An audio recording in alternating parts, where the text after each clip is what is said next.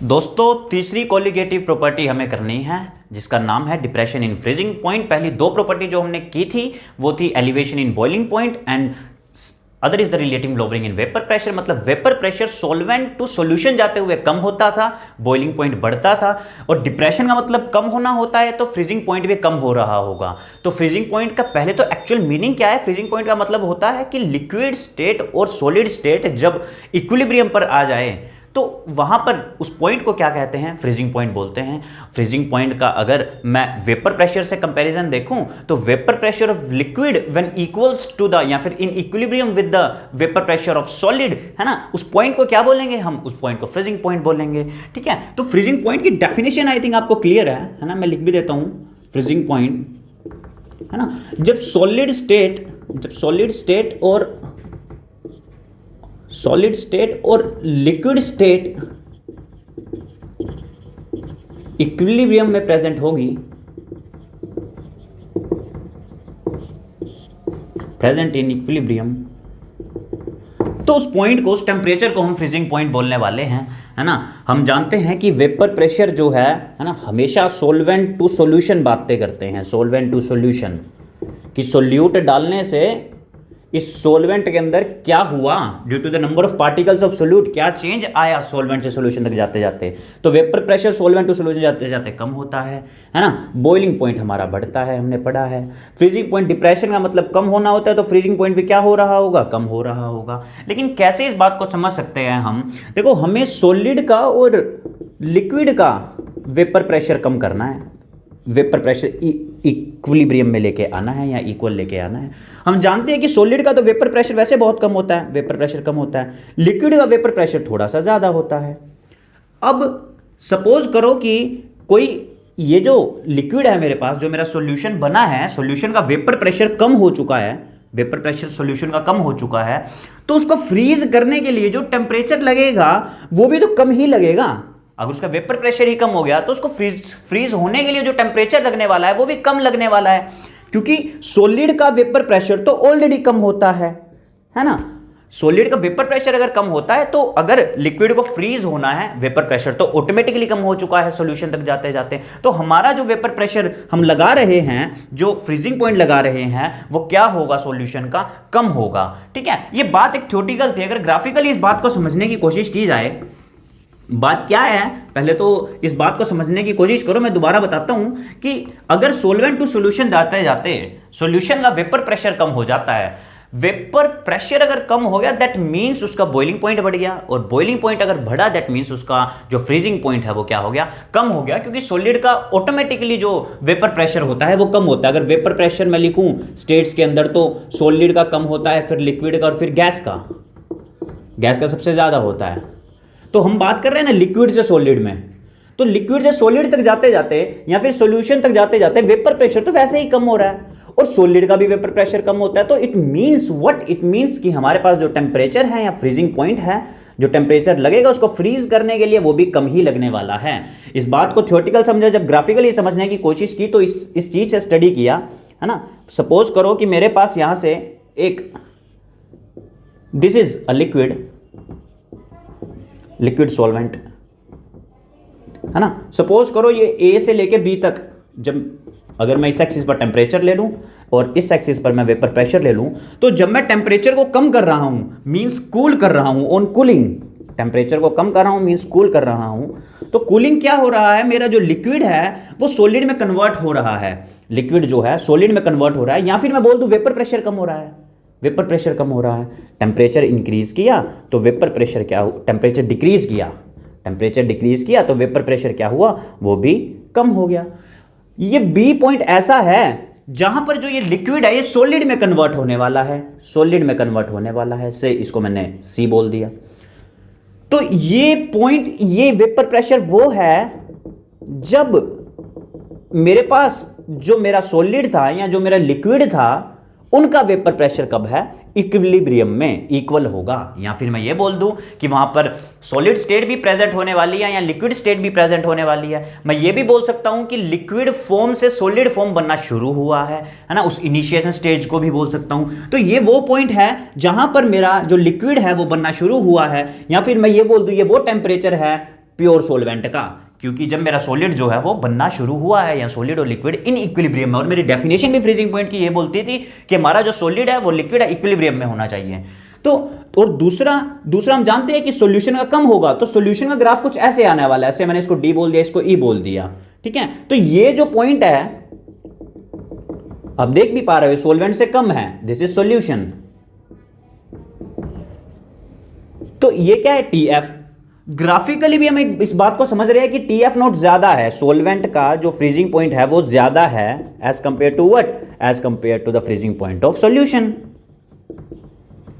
ठीक है। मतलब सॉल्यूशन तक जाते जाते जो फ्रीजिंग पॉइंट है वो कम हो चुका है, उसी को डिप्रेशन इन फ्रीजिंग पॉइंट बोलते हैं। मींस जो डिफरेंस कितना कम हुआ वो, उस डिफरेंस को क्या बोला जाता है, डिप्रेशन इन फ्रीजिंग पॉइंट, और उसको डेल टी एफ से दिखाया जाता है। मींस हम जानते हैं कि हमेशा पॉजिटिव रहता है, तो T F minus T not F minus T F है ना, this is what, this is depression in freezing point.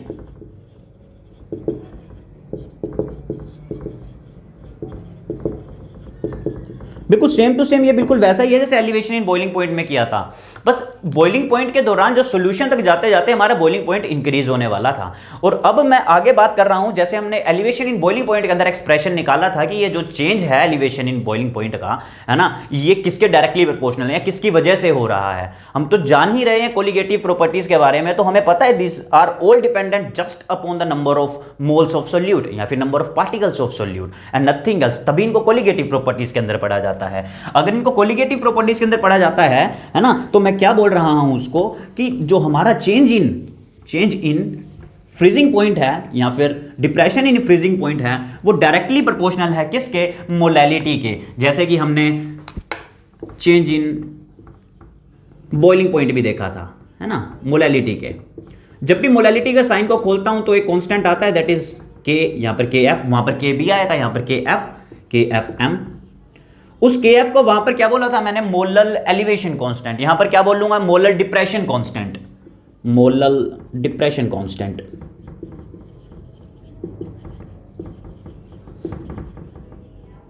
This is molality.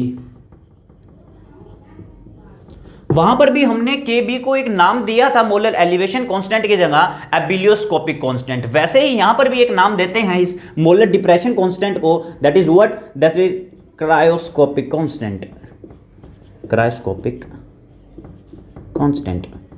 अब ध्यान से देखिए ये जो के एफ है वहां पर हमने के भी निकाला था, के एफ निकालते हैं। के एफ कब आएगा, जब मेरे पास मोलैलिटी क्या होगी, 1 होगी। भाई मोलैलिटी का मतलब क्या होता है, मास ऑफ मोलैलिटी मतलब number of moles of solute divided by the mass of solvent in KG, है ना। तो मैं वहां पे क्या ले रहा हूं कि 1 केजी, एक सोल्यूट ले रहा हूं 1 केजी के अंदर, तो मोलैलिटी मेरे पास क्या हो चुकी है, 1 हो चुकी है। अगर मोलैलिटी 1 होगी तो ये जो इक्वेशन है वो कुछ इस प्रकार बन जाएगी। इट मींस अब मैं इसको डिफाइन कर सकता हूं, क्रायोस्कोपिक कांस्टेंट को या मोलल डिप्रेशन कांस्टेंट को क्रायोस्कोपिक कांस्टेंट को डिफाइन करता हूं। कैसे, cryoscopic constant is defined as what, as the depression in freezing point, as the depression in freezing point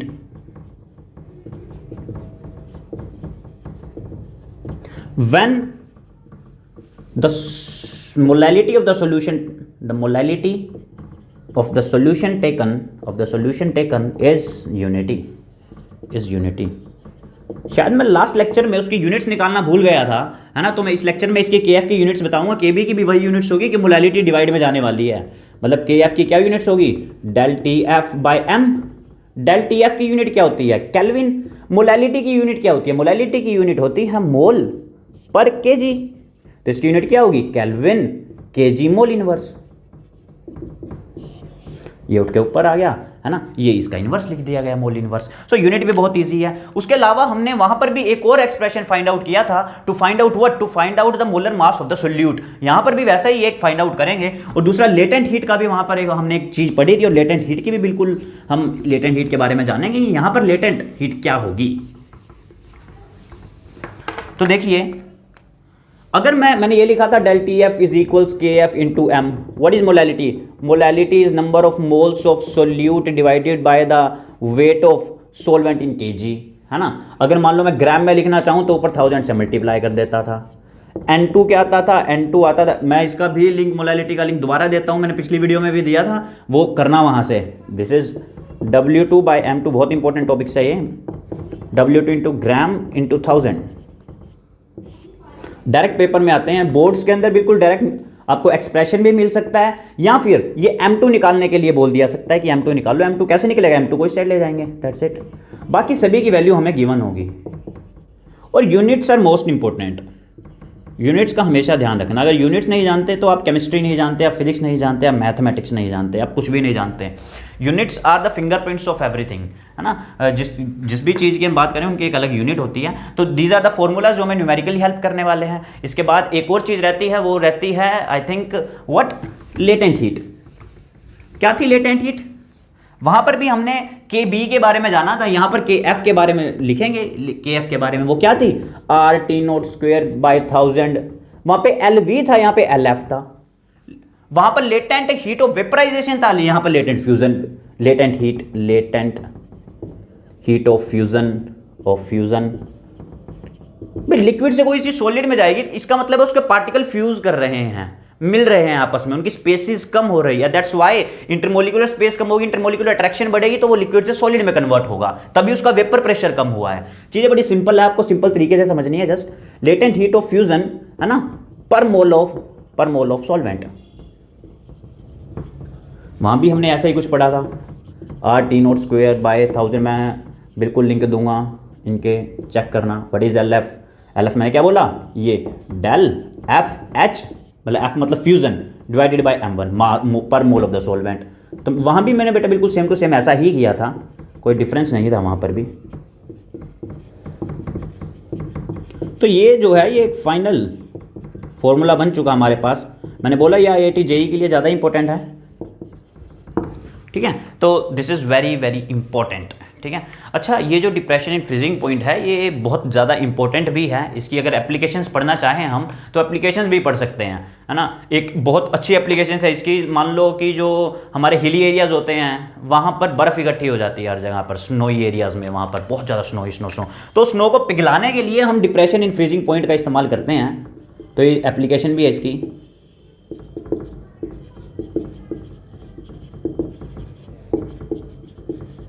application लिख लो भले ही, अगर आप लिखना चाहते हो तो, है ना, इंपॉर्टेंट है ना।